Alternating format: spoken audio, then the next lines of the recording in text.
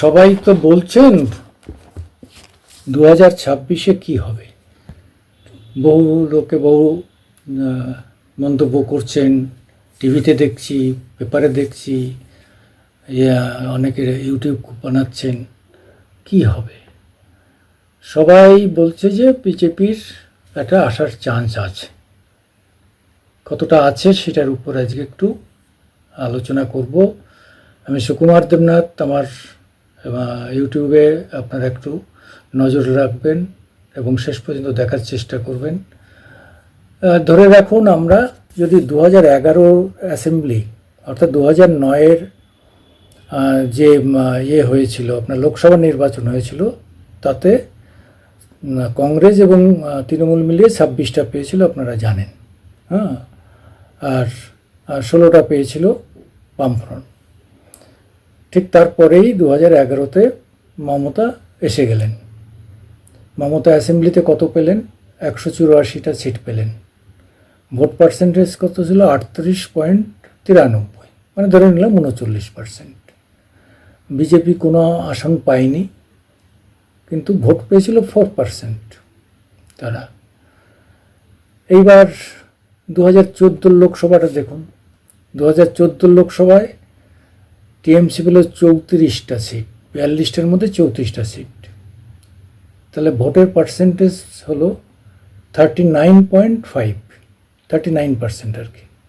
তাহলে দেখা গেল 11 থেকে 14 পর্যন্ত ভোটের পার্সেন্টেজ তৃণমূলের একই থেকে গেল, কিন্তু বিজেপির 4 থেকে 19 হলো, 17 হলো, 17.37। আর সিট হলো 0 থেকে 2।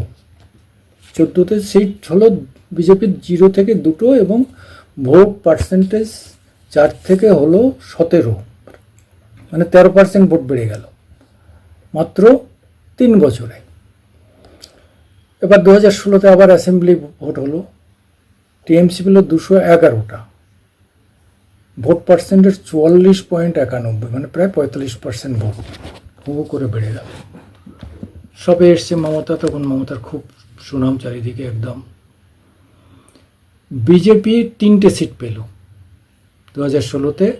ভোট পার্সেন্টেজ আগের থেকে কমে গেল, 7% কমে গেল, 10.16 হলো, 10.16। তাহলে কি হলো? মানে ব্যাকট্র্যাক করলো বিজেপির ভোট। 2019-এর লোকসভা, অর্থাৎ 3 বছর পরে লোকসভাতে টিএমসি পেল 22টা, ভোট পেল 43.3%, 43, মানে ভোটের পার্সেন্টেজ কমলো। আর বিজেপি 18টা সিট পেল, ভোট পেল 40.9, মানে ধরুন 41। অর্থাৎ বিজেপির, মানে ভাবতে হবে 3 বছরে 10% থেকে ভোট বেড়ে গেল, মানে 40.9, অর্থাৎ 10%, 30% ভোট। মানে এটা একটা বিরাট জাম্প। 16 থেকে 19-এ মানে 30% ভোট বাড়লো, 30% ভোট বাড়িয়ে নিল বিজেপি। এইবার ধরে রাখুন কি অবস্থা। তারপরে 21-এর অ্যাসেম্বলিতে খেলাটা অন্যদিকে ঘুরে গেল। টিএমসি বুঝে গেল যে তাদের অবস্থা খারাপ।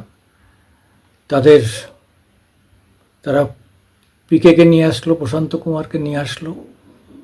তখন বুঝে নিয়েছিল যে ওরা প্রায় ধরে ফেলেছে বিজেপি 41, মমতা 43, টিএমসি 43, 2%-এর ডিফারেন্স। তখন নিয়ে আসা হলো পিকেকে, প্রশান্ত কিশোরকে। প্রশান্ত কিশোর এসে ভুজুং ভাজুং করে 215 সিটে নিয়ে গেলেন, এবং ভোটের পার্সেন্টেজ 43 থেকে 45-এরও বেশি, 45.5 করে নিলেন, 2.5% ভোট বাড়িয়ে দিলেন। বিজেপি করলো কি? বিজেপি 12টা সিট পেল অ্যাসেম্বলিতে মাত্র, মানে 77টা সিট পেল বিজেপি, এবং ভোট পেল 38.73, ভোট পেল 38 পয়েন্ট, অর্থাৎ কমলো আরও, আগের থেকে 2% কমে গেল প্রায়। এইবার 2024-এ এসে লোকসভাতে সিট পেল 29টা তৃণমূল, ভোট 45.76, বিজেপি 12টা পেল, 38.76 পেল ভোট পার্সেন্টেজ। দেখুন এই 38, বিজেপির 21 থেকে 24 ভোট কিন্তু কমলো না, বরং 0.3% বাড়ল। ধরে রাখতে হবে এর মধ্যে মানে তৃণমূলের 45.5% মধ্যে রিগিং আছে, কারচুপি আছে, হ্যানত্যান মিলিয়ে অনেক জল দিয়ে ওইটা করতে হয়েছে। তাহলে মূল হিসাব করলে বিজেপির থেকে তৃণমূল কিন্তু ভোটে ঘাটতি পেয়েছে প্রকৃতপক্ষে যদি ধরা হয়, কিন্তু খাতা কলমে তারা ভোট বেশি পেয়েছে, প্রায় 7% বেশি ভোট পেয়েছে, 6.5 থেকে 7% ভোট।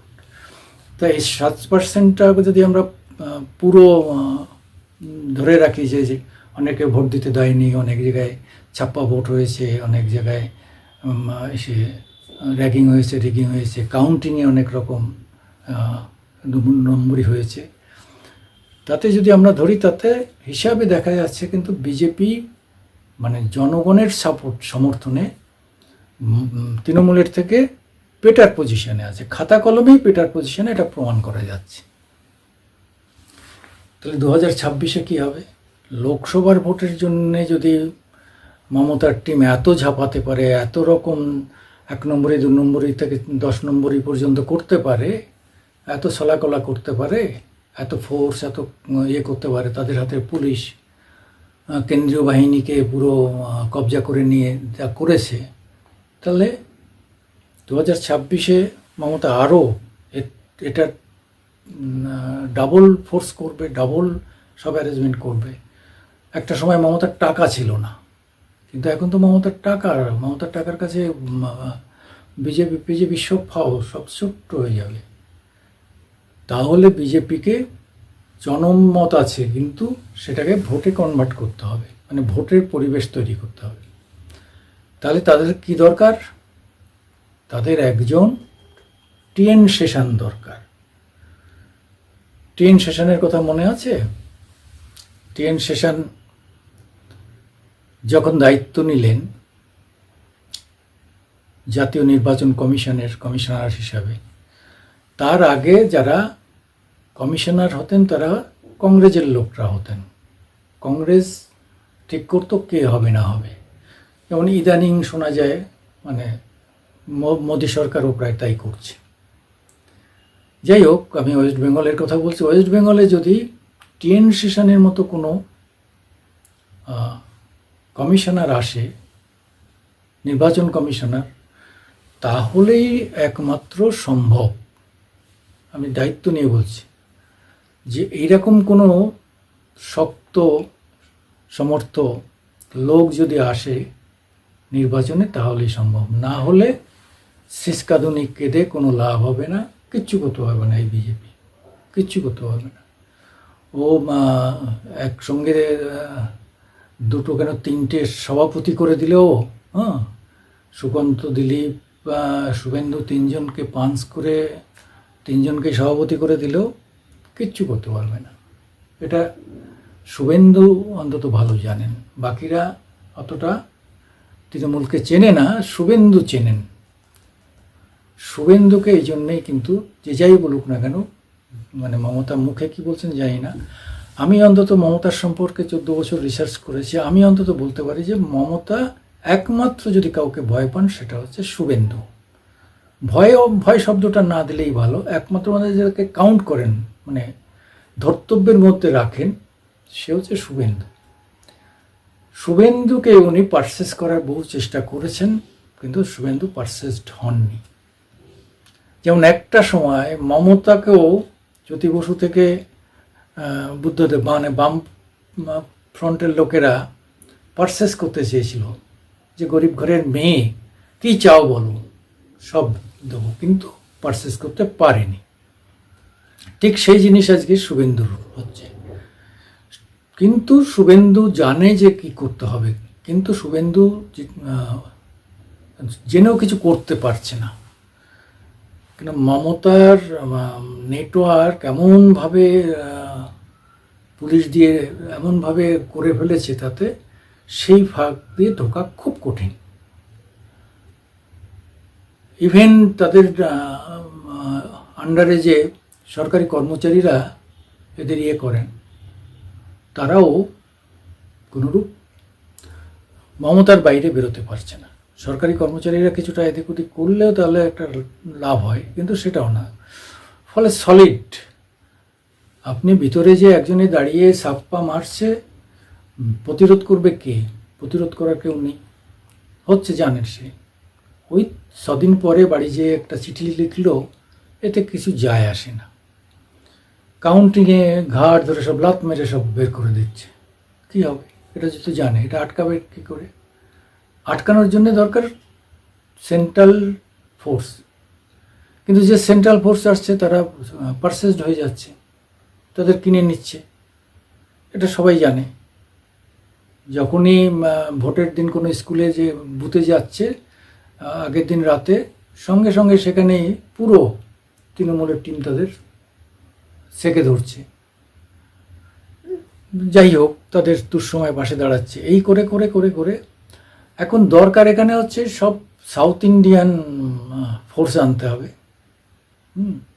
আর সাউথ ইন্ডিয়ান মানে কাউন্টিং সে officer, polling officer, presiding officer, এসব কাউন্ট মানতে হবে ওই সাউথ ইন্ডিয়া থেকে, যারা বাংলাটা বোঝে না, হিন্দিও বোঝে না, ইংরেজিটা কিছু বলতে পারে। এখানকার লোক ইংরেজি খুব একটা সুবিধা করতে পারবে না। ফলে একমাত্র সাউথ ইন্ডিয়ান ফোর্স এবং সাউথ ইন্ডিয়ান থেকে কিছু যদি সরকারি কর্মচারী এদিকে আদান প্রদান করা যায়, সেরকম কোনো প্রসিডিওর যদি সরকার এই নির্বাচন কমিশন করতে পারে, তাহলে হতে পারে। কিন্তু তার আগে তো একজন টেন সেশন দরকার। সেরকম অফিসার, দক্ষ এবং সাহসী অফিসার এখন পর্যন্ত আইএস আইপিএসদের মধ্যে দেখা যাচ্ছে না, যার ফলে খুব বেশি লাফালাফি করে লাভ নেই। তবে হ্যাঁ, হিন্দু জাগরণ একটা হচ্ছে, এটা বলতে পারি যে মমতা ধীরে ধীরে কোণঠাসা হচ্ছেন। তার মুসলিম 30%, আর হিন্দুদের যে পার্সেন্টেজটা উনি পান, মানে 15% যেটা বাড়তি তিনি পাচ্ছেন, 15 to 18, এইটা তার কমছে। মনে প্রাণে হিন্দুরা কিন্তু তাকে পছন্দ করছে না তার মুসলিম প্রীতির জন্যে। কারণ এই যে বহুদিন পরে একটা ভালো ভাষণ দিয়েছেন আমাদের বিষ্ণুপুরের বিধায়ক,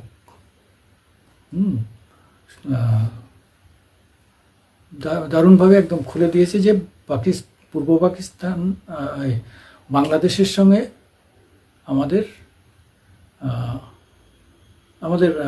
পশ্চিমবঙ্গ মিলে যাবে। সৌমিত্র খানের এই বক্তব্য সারা ভারতবর্ষে কেন, সারা বিশ্বে বাঙালিদের মধ্যে ভয়ঙ্কর একটা ইনজেক্ট করে দিয়েছে, এটা ভয়ঙ্কর ব্যাপার। এবং পরপর দুটো ঘটনা, কোচবিহারে উলঙ্গ করে মেয়েকে টানা, এবং জেসিবি যেটা করেছে চোপড়াতে মহিলার উপর বেত্রাঘাত, এবং সেখানকার বিধায়ক তিনি বলেছেন যে আমাদের মুসলিম দেশে এটা হয়। একজন বিধায়ক হামিদুল, তিনি বলছেন, টিএমসি বিধায়ক, যে আমাদের মুসলিম দেশে এটা হয়। তাহলে শরিয়াত আইন এখানে চালু হয়ে গেছে। মানে সৌমিত্র খানের এই বক্তব্য কিন্তু ভয়ঙ্কর ভয়ঙ্কর কাজ দিয়েছে। সৌমিত্রকে অনেকে আন্ডার এস্টিমেট করছিলেন যারা, সৌমিত্র কিন্তু ফাটিয়ে দিয়েছে একদম। আজকে যদি দিলীপ ঘোষ জিতে যেতেন, দিলীপ ঘোষ ওখানে থাকলে এই সৌমিত্র দিলীপের জুটি কাজে লাগতো। সুকান্ত মজুমদার এদের দিয়ে কিচ্ছু হয় না। এরা পদ নিয়ে আছে, মজা লুটছে, আনন্দ পাচ্ছে, এরা কোনো কাজেরই না। মনে হয়েছিল যে মতুয়ার মতুয়ার যে যিনি প্রধান, তারও মুখের থেকে কোনো কথা বেরোয় না। এরা শুধু মানে সরকারি সুযোগ সুবিধা নেয় না এবং নিজেরা একটা সম্মান পান ইত্যাদি ইত্যাদি। এদের কিন্তু মানে রিস্ক নিয়ে বুক ঠুকে লোকসভাতে কিছু বলা, সেটা এদের দ্বারা হয় না, হচ্ছে না, কারোর দ্বারাই হচ্ছে না। বরং টিএমসির মহিলা সদস্যরা খুব সক্রিয়।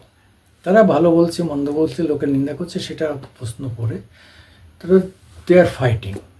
তারা কিন্তু অল আউট ফাইট করছে একদম। মোদিকে ছাড়ছে না, কাউকে ছাড়ছে না। মুসলিম মানে মহিলা হিসাবে তাদের বাড়তি যে সুবিধাটা আছে সেটাকে তারা গ্রহণ করছে। কিন্তু বহু তো সে বিজেপির মধ্যেও বহু মহিলা আছে। এক বাসন্তী স্বরাজ, বাসবী স্বরাজ ছাড়া আর কেউ তো মুখ খুলছে না।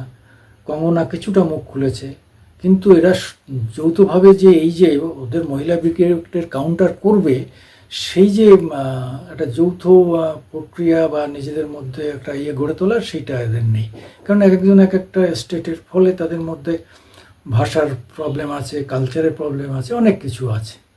ফলে এই জায়গায় কিন্তু টিএমসি অনেক অ্যাডভান্টেজ নিয়ে যাচ্ছে এবং টিএমসি জ্বালাবে, এটা মোদি বুঝে গেছেন, এই জন্যে পালিয়ে যাচ্ছেন ঠিকই। কিন্তু সেসব বাদ দিয়ে যদি ওয়েস্ট বেঙ্গলকে করতে হয়, আর না হলে এরা যেটা চাইছে যে কেন্দ্র কিছু একটা করে দিক, কেন্দ্র এখানে 355, 356 করে দিক, এটা হবে না, কখনো হবে না, কোনো দিনই হবে না, আপনারা নিশ্চিন্ত থাকতে পারেন। ফলে আপনাদের ওই অপেক্ষা করতে হবে। মমতা যেমন 35 বছর পরে 2011-তে উল্টিয়ে দিয়েছিল, আপনাদেরও এরকম অপেক্ষা করতে হবে কবে মানে লোক ক্ষুব্ধ হতে হতে হতে মমতাকে অটোমেটিক্যালি উল্টিয়ে দেবে।